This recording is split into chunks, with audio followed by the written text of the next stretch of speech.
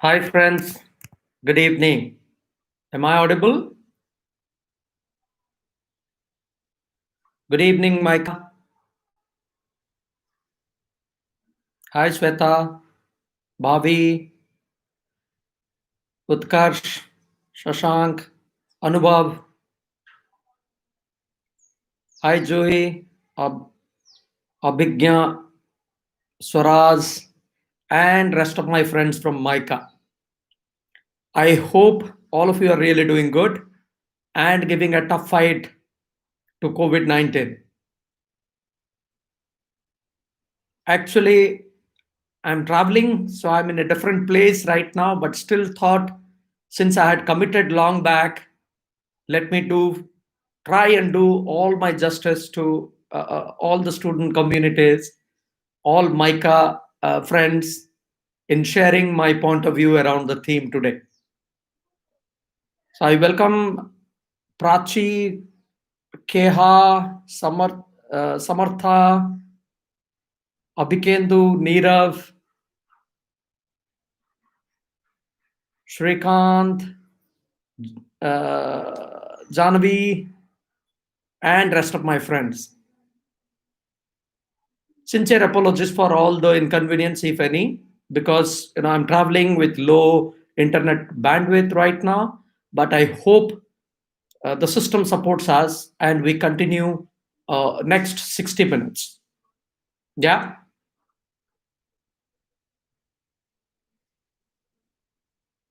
Double A Impact. Good evening, Nikita. Good evening, Jyoti. Good evening, Samprit. Good evening. Guys, this is how I have structured today's discussion, and let me know if there is any better idea you have, or you want me to tweak my system, my process, how I'm thinking of spending the next 60 minutes or so. First 40 minutes, I wish to share my experience of dealing with people related issues across sectors in my 23 years of practicing HR all across different sectors. Last 15 minutes or so, I wish to take your questions, and thankfully, live chat is on. And on first come, first serve basis, we would take up your questions. That's how today's program flow looks like. Yeah, I hope that makes sense. Thank you so very much for also taking out time on a Friday evening. Typically, when the whole world, the mindset is to go and celebrate and spend time with family. Typically, weekend already started. Genuinely appreciate your keenness. Thank you so very much for this opportunity. Thank you so very much for taking out time and participating. I see there are some 137 friends from MICA. And what good looks like to me is, in terms of success of this session, after 60 minutes of our discussion, if you guys feel there are at least two key takeaways, then I would consider myself fortunate, and I will consider me taking out 60 minutes has been super successful. And that's how we would determine what good looks like. Feel free to ask me questions when we open this Q&A window through live chat, and that can be on anything that we discuss in the next 40 minutes or so, or anything that you feel that Anil can help you out in addressing your curious questions. Yeah, I hope Ayushi that makes sense. Chintan, Gurkiran, Rashi, Ayushi, Subhasis, Asutosh, Nachiketa, Lavanya, and rest of my friends from MICA. Yeah.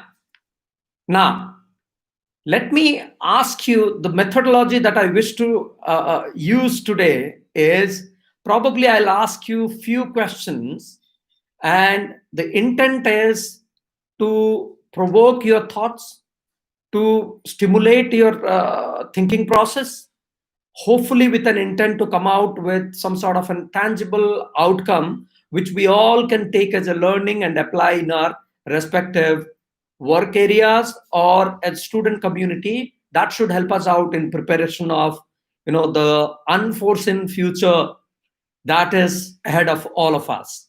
I'll be blunt. I'll try my best to be honest and try my best to be very, very true, and give you, the real life. What is that, currently we are going through, and what has been my hardcore key takeaways in my professional career spanning 23 years. But it's very important also for you to understand what are the kind of organization, what are the kind of sectors I have worked with so far, so that that acts as the preamble, and all of you can correlate and link to where and why I am saying something. Yeah. So I passed out in 93 95 batch, and I'm in Misra. My roots are in Orissa, a Misra without an H, and my roots are in Orissa. And 95 June onwards, I've been practicing HR. Of course, in between, I took 3 years of break. That's when I thought, hey, I'm a university gold medalist. What the hell I'm doing out here? This is not something what I plan to do in my life. So let me go for higher education. And I joined Faculty of Management Studies, Delhi, as a full-time research scholar. And that was way back in 99 and 2000. Unfortunately, I'm not awarded doctorate from FMS Delhi, but I have completed the 2 years full-time coursework from FMS Delhi, staying in the campus, North Campus, attending classes and completing that. And my doctorate has been my honorary one, which I received from University of Technology and Entrepreneurship in New York. And that happened a year and a half back. And that's how I put my doctorate. But yeah, that's my story. First assignment was with a manufacturing company, and it used to be for a company called Haryana Telecom, which is part of Siemens Telecom, and in a place called Rohtak. Yeah, that was my first assignment. Then worked with Denso Haryana, which is again in Rohtak, which is again in Manesar, the outskirts of Gurgaon. And it's again, manufacturing practices. Biggest takeaway, friends, has been, if you talk about manufacturing practices like Kanban, Kaizen, a quality circle, yeah, or probably TPM, TQM, there cannot be a better sector than manufacturing if you genuinely want to understand learning manufacturing processes. The next assignment was hospitality. And this time I was lucky, I was fortunate to get an opportunity to work for Oberoi Group of Hotels, popularly called East India Hotels. Yeah. My first assignment was in Trident Hilton, Chennai, followed with the Oberoi Rajvilas, which is in Jaipur, Rajasthan. Even today, friends, if I have to talk about Oberoi Rajvilas, as per Condé Nast, Oberoi Rajvilas still continues to be world's top 5 hotel. Yeah. Then what's my takeaway as a HR person, as a HR head for that property? My greatest takeaway is, typically when you talk about competencies like guest centricity or customer centricity, in hospitality sector, guest customer is, replaced with the synonym, guest, because everything revolves around guest. Mind you, unlike a manufacturing process where you have a product life cycle, you need to wait for 6 months, 1 year to understand how your customers finally received your product. In hospitality sector, on the contrary, if your customer, which is the guest, if is happy with your service, you get the feedback right then and there. If they're happy with the food quality, you get the feedback right then and there. If they are not, you get the feedback. Either way is right then and there. Yeah. So how the entire process revolves around guest, that is something which I genuinely learned working for Oberoi Group of Hotels, more specifically Oberoi Rajvilas. Everything is world class in terms of services, and hence guest centricity was the key takeaway. Then my next assignment was with a company, IT services company called Patni Computers. As most of you are aware, iGate acquired Patni Computers, and subsequently, iGate was acquired by Capgemini. So all my friends who chose to stay with Putney or iGate are right now part of Capgemini. Brilliant example of, typically when you talk about people processes, the maturity of people processes like performance management, employee connect programs, succession planning, they are unparalleled. I'm talking about 10 years back, 15 years back. If you have to talk about maturity of those people processes, world class people practices, then IT services was the sector. And hence, I chose performance management practices in selected IT companies as my PhD thesis, as my doctorate thesis. And from there, my next assignment was with a retail giant, UK based retail giant called Tesco. Yeah.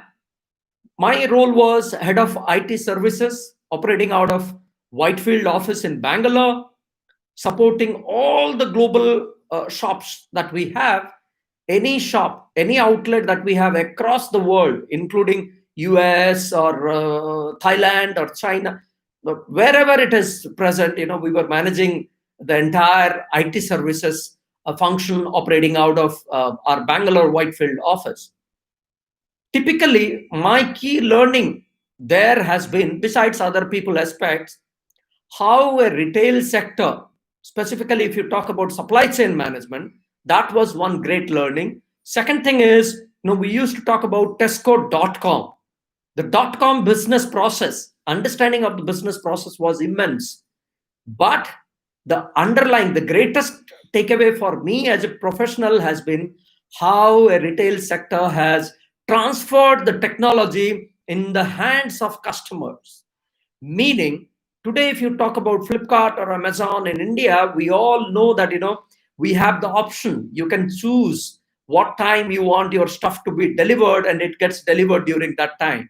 Yeah. But I was fortunate to operate from Korea, Seoul, to be very specific. And when you travel in those metros, those tubes, you would find the bar coded, all those items in the train, in the tube, and you can scan it. And while on the go, you can also identify, or you can also place your request what time you are reaching home and what time you want those stuff to be delivered for that specific day. And rest assured that will be delivered on that preferred slot. Yeah, that's a reality even in India today. But these are the things that I have seen 12 years back. And hence, greatest takeaway for me as a practitioner, as a professional, was how the online consumer internet or e-commerce business has transferred technology in the hands of potential customers. Greatest that was one of the finest experience of my career. Then my first CHRO assignment was with an Indian promoter-led company, 17 plus years in its operation, but who went public. Indian promoter-led company, but went public. And I was the first CHRO hired for the group. And I'm referring to Just Dial, my dear friends.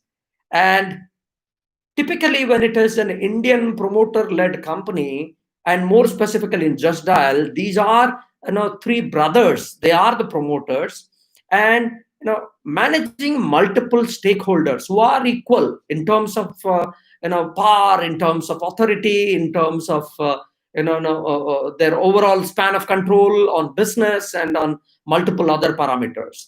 As an HR, striking a balance, managing stakeholders, and handling business specifically, which is into information services. And mind you, they were competing with the Googles of this world. But in India, typically, if you talk about any information services company, Yellow Pages company, then Just Dial is the one. And I have got tremendous respect for the company for the kind of transformation they have brought in.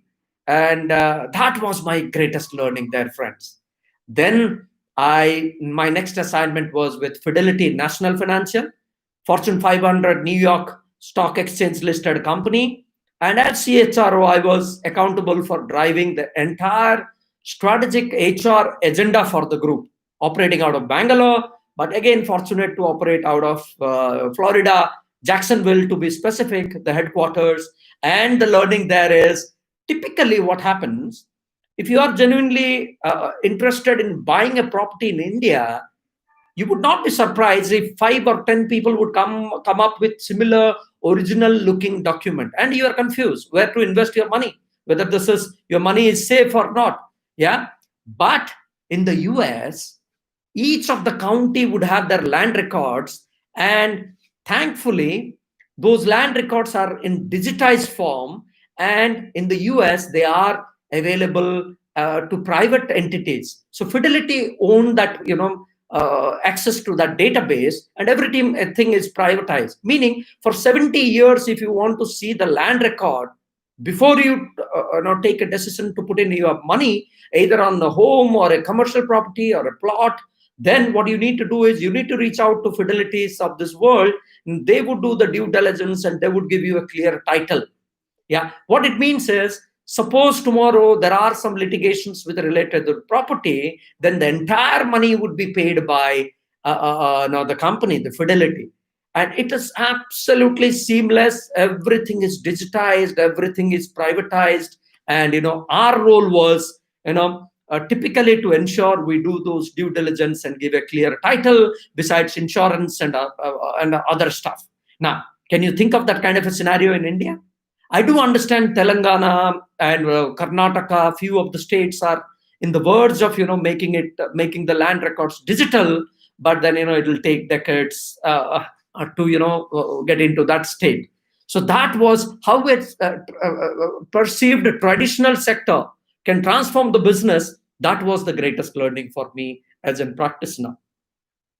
Cut to my current assignment. It's been 4 years. I'm part of a group called Bennett and Coleman, mind you, 170-year-old group, popularly called Times of India Group. So typically when you open a newspaper, what do you see? You see matrimonial, you see property-related news, you see entertainment, you see sports, and so on and so forth. The realization a couple of decades back was that, the future is digital, and hence that time each of those, today now we continue to have those Times of India newspaper, which is our core business, but somehow if you open, matrimonial, or if you open, magic breaks, which get, or ClickBus, or for that matter Ghana.com or Times Internet Limited, each one of them is a separate business entity today. They have a separate P&L, and each one of them. And for my kind of business, it's Magic Bricks. For online real estate, it's Magic Bricks, right? What we do, we connect potential buyers and sellers on our platform. We do not have any inventory. We are not into construction of buildings, right? What we do is, it's a platform, it's an e-commerce platform. We are a product and tech company which provides an opportunity to potential buyers and sellers to transact on our platform. Now, how do we earn our revenue? There are two parties broadly. One, broker community or the agents community. One is the builder community. Yeah.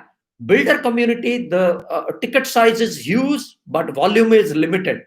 On the contrary, agent is, the volume size is huge, but the ticket size is little lesser. Yeah. And that used to be our fundamental business, kind of a proposition till 3 years back.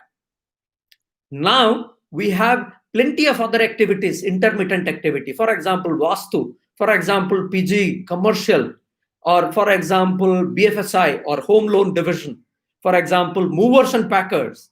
Each one of them, we realized, has got tremendous monetization opportunity, and hence, we thought of getting into that. So it's an end-to-end, anything and everything to do with property-related needs. That is what, we our kind of a business caters to today. It's a 13 plus years in its operation, and thankfully 2.5 years back we broke even. So what it means is, it's a profit-making entity.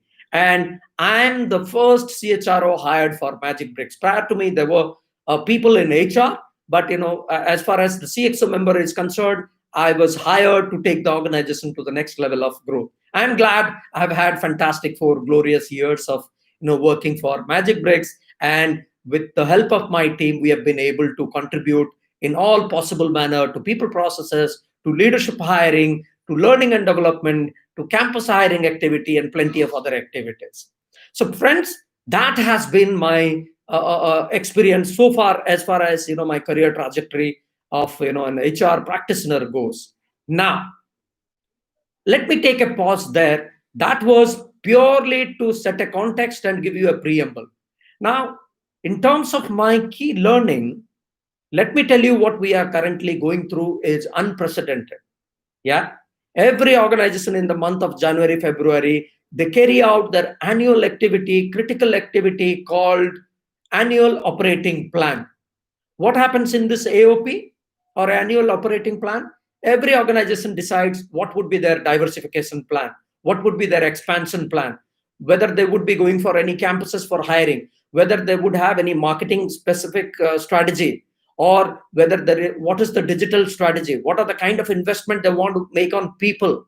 Yeah, each of these decisions gets discussed in the beginning of the year, and the financial year starts from 1st of April, and just like any other organization, this is industry agnostic. Every industry, irrespective of the nature of the industry, they carry out this activity, and basis that the budgets are decided.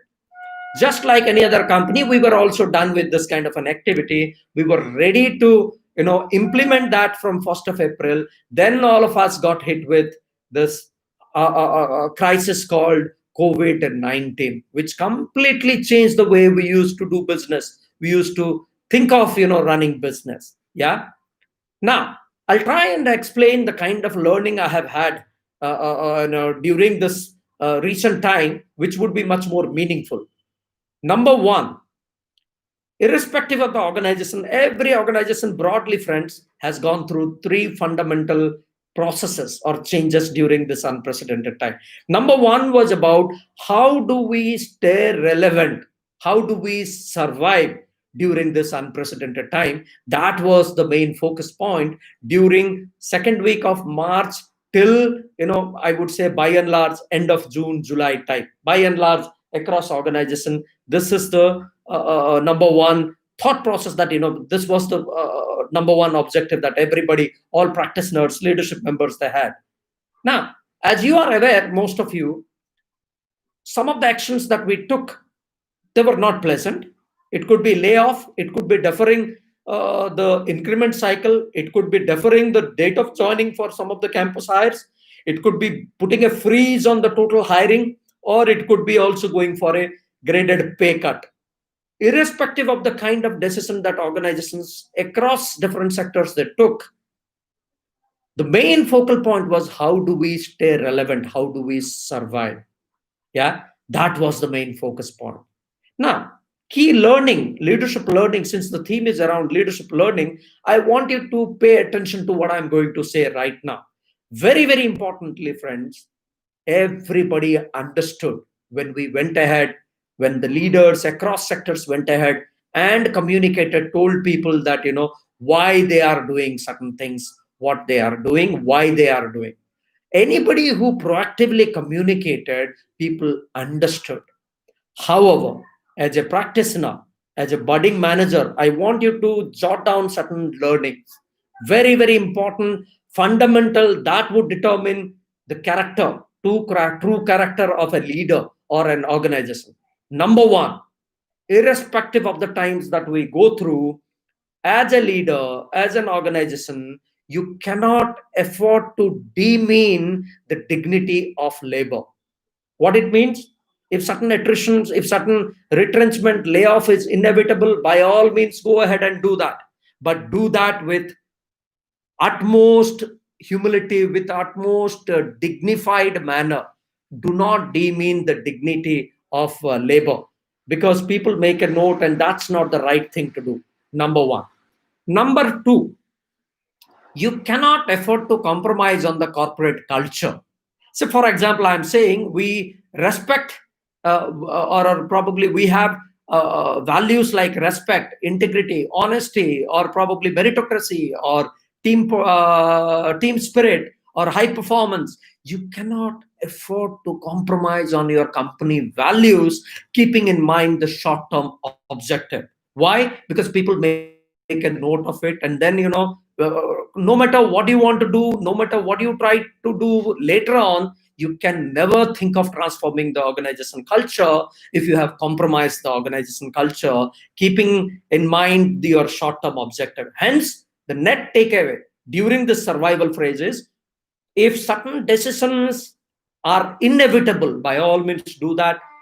Share, sorry, share your plan well in advance, proactively with right intent, but do not ever compromise on company values.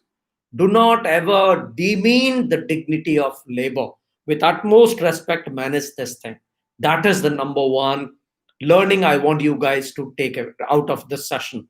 Number two, second phase is how do we recover back the lost ground? When there were partial lifting of this lockdown measures, then organizations reoriented, rebooted their business process, and they kind of came out with creative ways of at least recovering back the lost ground, whatever business they have lost. What we need to be doing in order to recover back that lost ground, yeah, that was the number two focus. Number third focus point, the phase is what we are probably currently going through is how can we go back to those great good old times of double digit growth and pre-COVID era growth. Yeah, thankfully certain sectors have done phenomenally well, and right now they are back to business even better than the pre-COVID era.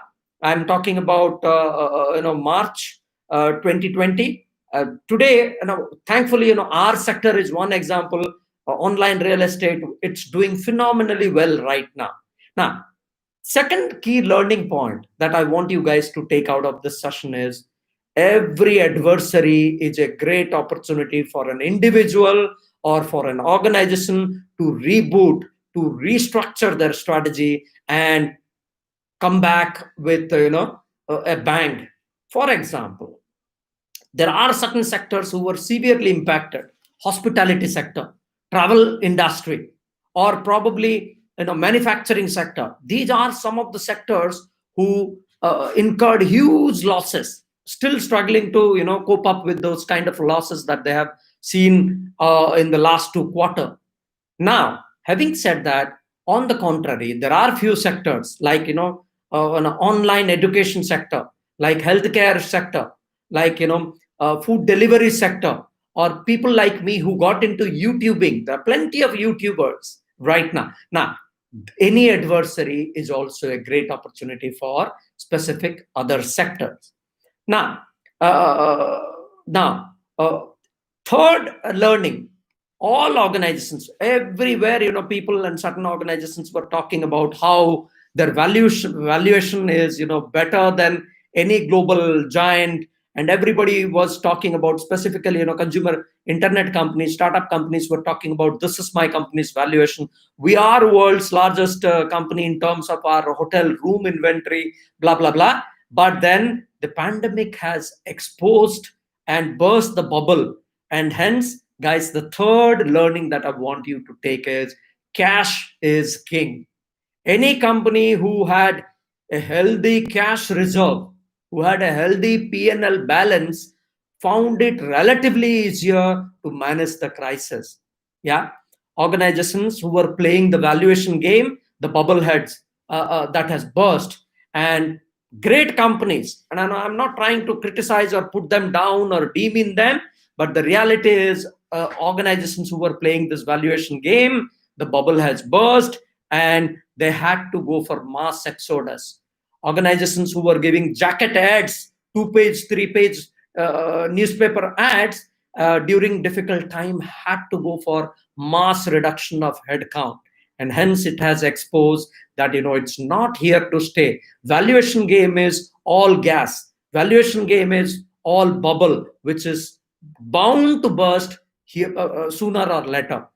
Hence, the learning is organizations with a healthy cash reserve, organizations who know how to judiciously spend money on the things which is absolutely essential, are going to be here as long-term players, right? Third learning. Fourth learning, friends, talent would always be a winner. Talent would always be a winner irrespective of the time that we pass through. Meaning, even during unprecedented times, even during when we were observing lockdown, hiring activity has never stopped. Yeah, I'm not referring to mass hiring, but critical talent hiring. or organizations were hiring, and I'm not talking about any specific sector, by and large across sectors, even when they were hiring freeze, still organizations were hiring. And hence the realization as a practitioner, which I want to share with you, which is my fourth learning, is talent would always be a winner. Now let me take a pause here and ask few tough questions to maybe Chiranjeev or Arpit Raj or Rituparna Roy or Ninad or Ayush. Now the question I want you to answer is, why should anybody hire Rupkatha Sarkar or Komal or Shubham or Shamiksha Mishra? Yeah. Why should anybody hire you? Who is your competition? Yeah. As student community, I want you to ask those tough questions. Who is your competition, Shamiksha? Everybody except you is your competition, Shamiksha. People can say a philosophical statement, I am my competition, that's fine, but still in true sense, Samiksha, your competition is everybody who would be passing out from MICA this year, or for that matter, not necessarily MICA, for all the B schools. How many B schools we have outside Ahmedabad, in India, in Delhi, in Chandigarh, in Mumbai? Yeah, all the thousands of people who would pass out along with you are your competitors. You need to compete with them. Now, when we talk about Industrial Revolution 4.0, yeah, when Klaus Schwab in the book titled Industrial Revolution 4.0 talks about how the fourth industrial revolution is all about internet of thinking, internet of things, or 3D printing. It also talks about how the global the world has become connected, and how the competition has become super competitive, or super tough for all of us. You are not necessarily competing with people who would pass out from India, but from China, Malaysia, Indonesia, Australia, UK, US, all of them. Now, hence, when you are competing against a global workforce, why should anybody hire you, Rituparna, Arpit? What is that unique value proposition that you have? And hence, friends, the fifth takeaway that I want you guys to really focus on today is personal branding and networking is very, very important. Yeah. What I mean by personal branding is simply sending, or networking is simply sending a LinkedIn invite to someone. Probably people might not accept that. Why? Because they will feel this is just another LinkedIn invite. But think of a scenario where you are interested in a sector, you do your research, you follow somebody's one industry leader, you understand what he is or she is about, what the organization is up to, what kind of recent innovations they have made, and basis that, if you reach out to someone, then you are bound to be noticed by those professionals. And very, very important to have your personal branding created. Yeah, how good you are as a personal brand. Now, how do you achieve this? It's very easier to give gyan, but what are the practical tips? Now, if you are good at technology, if that excites you, your world is full of problem, develop an app. Through that app you can address those problem statements. Or if you're good at writing or concepts, then create your own white paper, get it published. Through that you can get noticed. Or what I have done right now is the YouTubing. If you want to share with a larger audience, and if you want to be noticed, and noticed for good reasons, please by all means create your tiny videos and share it. That's how you get noticed, my dear friends. And hence that would be a starting point. Or you are great when it comes to design thinking, you are great when it comes to let's say problem solving, or you are great when it comes to analytics. By all means highlight. First try and understand your strength, and then build on that strength. That would be the stepping stone, or the first step to build your network. And trust me, at 46, if I can get into YouTubing, then definitely you guys can also innovate, come up with creative thoughts, and find out your core strength. In terms of Also, starting point, I'm sure you are aware, you are taught Johari window is a great tool.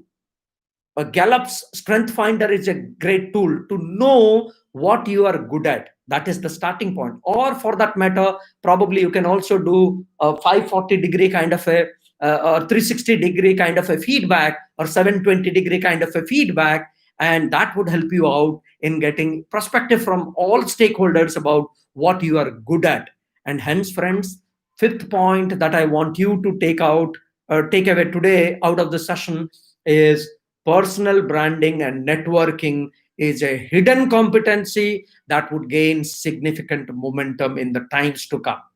Now, the great news is most of you are relatively free during this time because everything is virtual. Please, for heaven's sake, invest in one or acquire in one, at least one unique competency, at least in one specific knowledge, be it problem solving or analytics or design thinking or anything for that matter. Yeah, that is going to help you out in long run. Number six is during unprecedented time, our workplace strategy has also gone through a huge change. Yeah. For example, working from home, yeah, or that was not a new concept. It was existing. Even companies like us, we had policy in the past, much before COVID. But during the COVID, what it has done is it has changed the thought process of all practitioners. Earlier, people used to think work from home makes a lot of sense for tech, for product, for people with IT background. Cut to today's scenario, everything, even my daughter who is in fifth standard is going through the mode of learning is through virtual, through Google Hangout call or a Zoom call, right? Can you ever think that third standard, fourth standard kids will also have to go through it? And today everything, and it has changed when it comes to the mindset. It has changed the mindset of industry leaders, managers, that when it comes to efficacy of people, irrespective of the fact whether you are front of the house or back of the house, equally you can be productive. Yeah. And there are numerous benefits of work from home. And I say that why work from home, the future is of work from anywhere. Yeah. If you are a high performing organization, if you are a meritocratic organization, what matters is not how many hours of punch in or punch out time you have.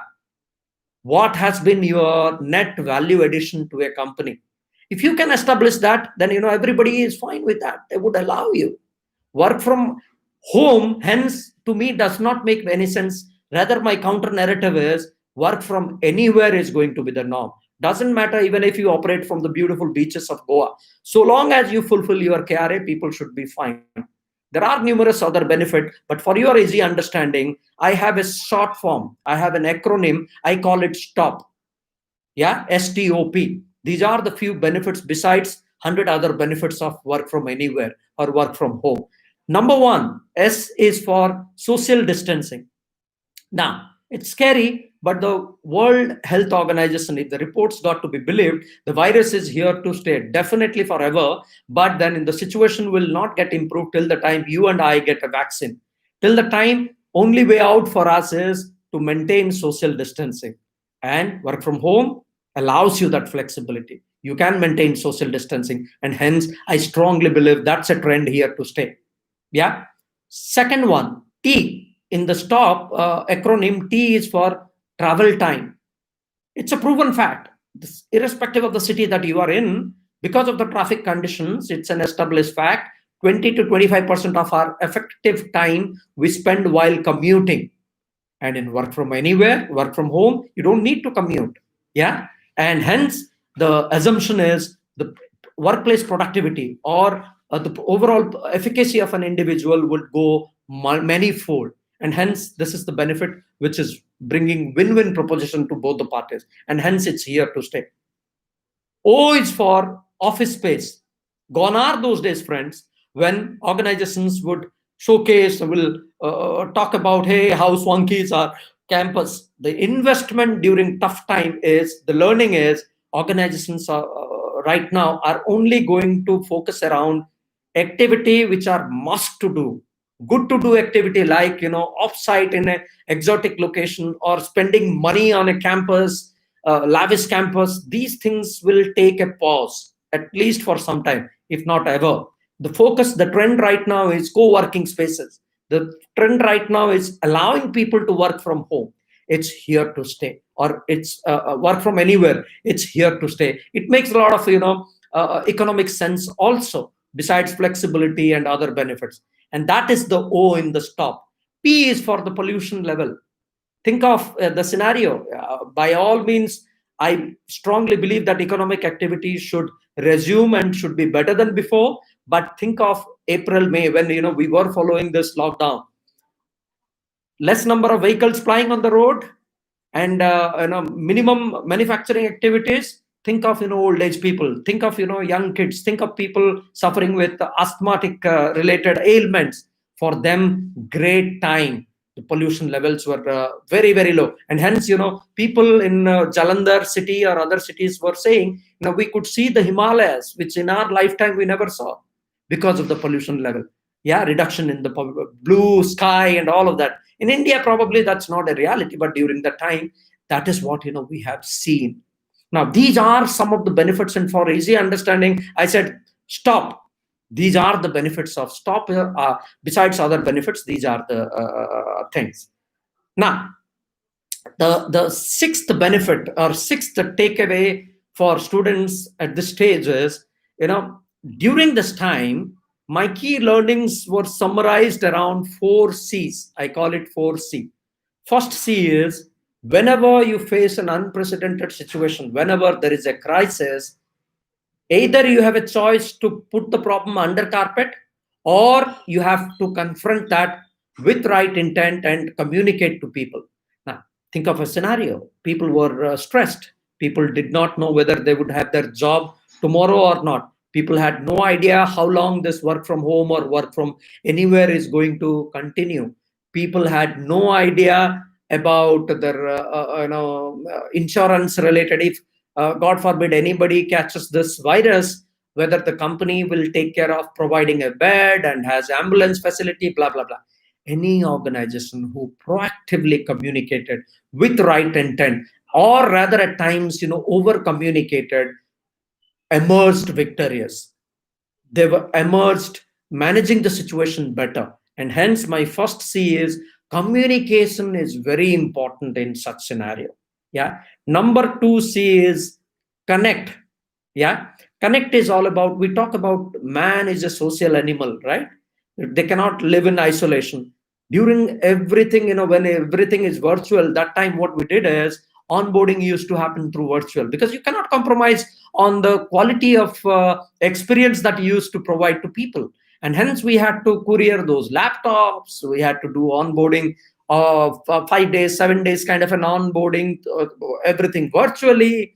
And they did not get to see the workplace, but you need to go for employee engagement activities. So we had to run online tombola, the town hall, reward recognition, everything virtual, right? And connecting with people, or even up to an extent, evening parties. You carry your food, I will carry. We would laugh, have a sound laugh, over some, we will crack some jokes. We will have some activity that helped us out in minimizing the stress levels. Yeah. So that is my second learning, second C in the C scheme of things. Third C is about, concern and compassion. Compassion, my dear friends, is all about empathy. Sympathy is not good enough. For example, what I mean by compassion or empathy is, oh, sad to hear you lost your job, is an example of sympathy. Sympathy doesn't really help anybody. Empathy meaning I can feel, oh, I hear, versus I can feel probably what you are going through, is about internalizing, is about sympathizing. And when you sympathize, when you empathize, not sympathize, when you empathize, when you internalize, that's when you walk an extra mile beyond the call of duty, and you try and help your people, impacted people. For example, during this unprecedented time when there were few layoffs, uh, The hiring activities were bare minimal. And hence, my team, what I told my team is the best that we can do for those people, 20, 30 people, is prepare their CVs, put it on different job portals, take the help of outplacement agencies, help them out in terms of sharing the insider story about who all are hiring. Doing that, friends, definitely helped us out in managing the situation better. Being in HR, me and my team, we had done a lot of that, and we have seen some positive feedback about that. Now, compassion is very, very important. And the other say is about concern. People who are concerned about their job, their well-being. So calling them or giving them random call just to find out their well-being went a long way in giving them assurance, showing them an approach that, giving the reassuring them that, the company or the leader is definitely concerned about your well-being. You reassured them that, yeah, the company or my manager seriously thinks of my well-being. Yeah. The other C, the last C, or 4 or 5 C, is the fourth one precisely is something called catharsis. CATHRASIS. Catharsis is all about allowing people to vent out their angst, their anger, their frustrations, any feelings that they have is good for mental health. Suppressing that will bring in more stress level. And hence, we had to sensitize people. We had to sensitize managers about, what at least, all our colleagues they deserve during this time. Because, mental stress, mental health was also talk of the town during that time and continues to be so. What we said is it's absolutely fine if somebody is not picking up the phone during working hours. Probably they are spending time with the family members, having a meal together. So it has gone well with people. And because with all new changes, people also take time to understand and change. And anybody whosoever is little they have a point of view, allowed them. So what we said to all managers, all people is, at least what our people deserve during this time is a patient hearing. No need to be defensive, no need to be critical. Let people say whatever is there in their back of their mind. That is very, very important. I strongly, as a leader, believe that catharsis is also very, very important. So probably these are my 4 C's, and these are the key learnings, friends. And last one, and the greatest learning of all: nothing wrong in aspiring to go big or do better than before. But the realization is, be it your family member, be it your colleagues, yeah, whosoever is with you during tough time, they are your best buddies. Whosoever has supported you during difficult time is the best employer. Yeah. If we have a job right now, we got to thank, because anybody whosoever has got a job, yeah, that is the best company right now. Yeah. And whosoever, while you can aspire, but then the true test of character for an individual as a leader or for the company is, how do you react when your chips are down? How do you treat your people? Are you somebody who focuses on short term gains and ignores long term losses? These are the companies who are going to perish sooner or later. But somebody who is value driven, somebody where the cash reserves are better, somebody who values people. That's why, you would have seen plenty of talk about Ratan Tata and how he looked at things. And hence, there are companies who are valued, who are respected even till today.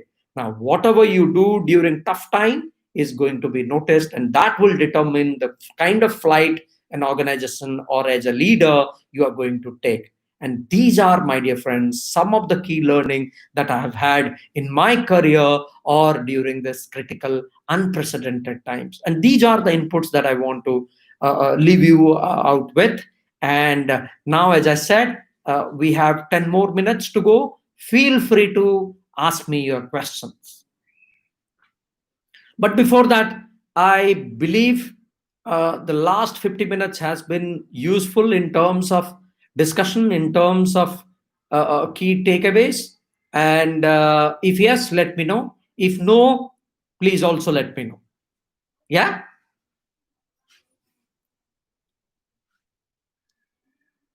Now it's Q&A time, friends, and over to you.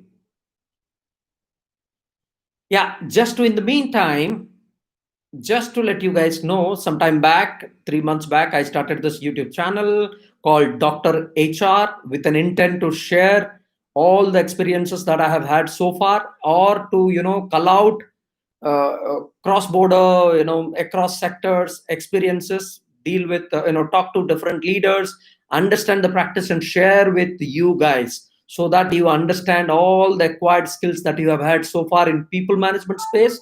You understand and appreciate what is the practical nuances of managing people at work. And I hope whenever you get free time, please do go through Dr. HR, my YouTube channel. I hope you will find it useful. And if you find it useful, show some respect by, show some love and affection by subscribing to my channel. Yeah. If you also like today's session, I would request you to subscribe to Dr. HR. I've done a lot of branding of Dr. HR. Let me get back to business and I'll try and answer your question. Uh, Gulnashin has asked a question: what are some of the things companies can do to be proactive to unprecedented situation rather than failing by their ways and then trying to swim back up? Okay, fantastic question. Gulnashin, the answer to that question is, irrespective of the times, it's very important for you to, as a company, to use your funds, your resources judiciously. You cannot spend money lavishly in good time, and in bad time you say that, hey, you know what, we are not doing good, we are trying our best to survive, and hence there would be 30%, 40% of pay cut, and there would be retrenchment to the tune of 30%. That's not a good quality of a good company, to my mind. Second thing, values you cannot compromise.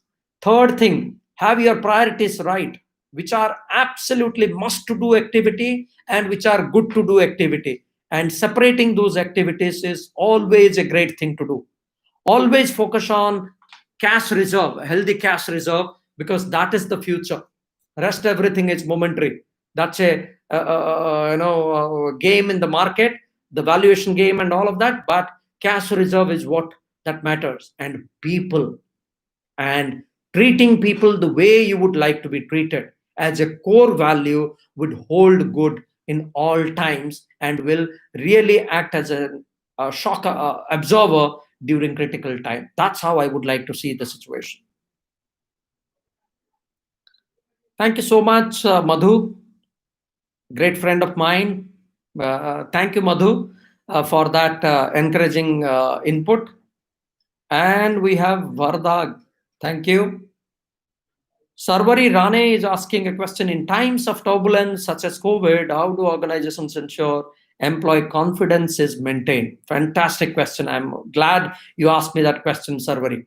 Now, that's the true test of a character. When you talk about a leader or an organization, giving hope, leadership to me, because this is leadership lecture series, now MICA leadership lecture series. I definitely want you to know that leadership is also, besides influencing, it's also about creating hope. Hope that tomorrow is going to be better. Staying optimistic, creating hope, taking people along. These are the characteristics of great organizations and good leaders. And telling people what to do, what not to do is easy, but standing behind them, leading it from the front, is something which is very, very important. And in turbulent time, organizations can constantly make certain gestures to reassure that tomorrow is going to be better. Creating hope, hence, in that scheme of thing, is very, very important. And it's not confined to any specific rank and file. Every manager, every organization by default need to update people. How can you create confidence? Common sense approach tells me that talk about the current business scenario, talk about the good things that that has happened in the last quarter. Certain wins does not matter, it might not be a huge win, but celebrate success. Allow, that's fine, if there are a few mistakes, but encourage people to stay positive by certain gestures. Yeah. And then communicate, celebrate tiny rewards, celebrate tiny successes, and then even a pat on the back would do. but appreciate and communicate, connect, and show compassion. These are the three C's, tricks to stay positive, and and which should help us out in boosting the confidence in our people. And on top of that, Sarvari, if you have a healthy cash reserve, if your business is doing well, automatically that will bring in more confidence in your people. But if because of certain external factors, there is no footfall, you are in hospitality sector, you are in travel management company, aviation sector is completely shut down, there are no international travel happening, definitely it's bound to have some impact. And organizations like car manufacturing organizations getting into mask production, it's a creative stuff. Organizations need to quickly have the ability to switch gears. That will bring in confidence. Or companies who are not into grocery delivery got into grocery delivery. You and I know this. Now these are successful organizations who are agile, who can think and change their business strategy, reboot their strategy, ways of working quickly, and that instills plenty of confidence in people. Ninad has asked a question. Most employees working from home are now working more hours than their regular job. How do you ensure that employees don't face burnout in such a culture? Again, a fantastic question. Could not agree more. Because the assumption is it's 24 by 7. You are operating from home, so it's 24 by 7. It brings in stress. It's no longer 9 hours. I do understand. And hence, there were need for us to intervene and tell them that they need a break. It's absolutely fine if people do not pick up your call during working hours, and don't assume that they are on picnic. Definitely there might be, so those sensitization has already happened. Any change management process would take little time, Ninad, but through constant intervention, through constant sensitizing managers, we are seeing changes. But yeah, the talk is also about how organizations, how practitioners are developing workplace related stress, or work from home related stress right now. And then on top of that, not everybody is blessed with a separate office space, not everybody has got fantastic bandwidth, internet bandwidth. And these are the things, I'm sure, when everybody realized this is the new way of handling thing, at least for the short span of time, or in the near future, then definitely everybody, I'm sure, will put their thoughts together to improve the situation. Probably in the interest of time, friends, I can take one more last question. That is, maybe I'll try and take both on Anubhav as well as Abhigya Baru's question. Anubhav, a lot of professionals have shared concern that the work from setup work-life balance has become a myth. And how do companies ensure that this is avoided? Anubhav, my counter narrative to that is, when you talk about millennials, when you talk about Gen Z, yeah, for them, I tend to believe as an HR practitioner, there is nothing called work-life balance. As an HR practitioner, my way of looking at is, they feel, or most of the millennials or Gen Z, they feel work is life. Provided, as managers, as HR, we know how to create those work assignments, how to give them assignments which is in line with their interest level, with their career aspiration. Why I'm saying this, what I'm saying right now? Because I have seen people working for 18 hours, 20 hours, and nobody has forced them. If there is a release that has to go, people do that voluntarily. Why? Because they find meaning in what they are doing. And hence, I tend to believe, of course, they want workplace integration, but work from home, hence from that scheme of thing, sorry, work-life balance from that scheme of thing does not hold any relevance to me. It's work is life, provided we know how to create that excitement. I hope I answered your question. That's a spin to the question. And Abhigya, what are the key organization challenges Magic Bricks is facing currently? The challenge is typically in real estate right now, in tier one cities, the demand is relatively good, but we have seen, for business growth, we have seen phenomenal growth in tier two, tier three cities, both for commercial, residential, and co-working spaces. Why? Because Work from home, work from anywhere has become a reality right now. And hence, lot many people are operating from their hometowns, tier 2, tier 3 cities. And hence there is a surge in the demand. The challenge is typically for HR, Abhigya, is how do we ensure in a virtual setup the service standards, the people experience is not compromised? How do we ensure that the people experience is seamless?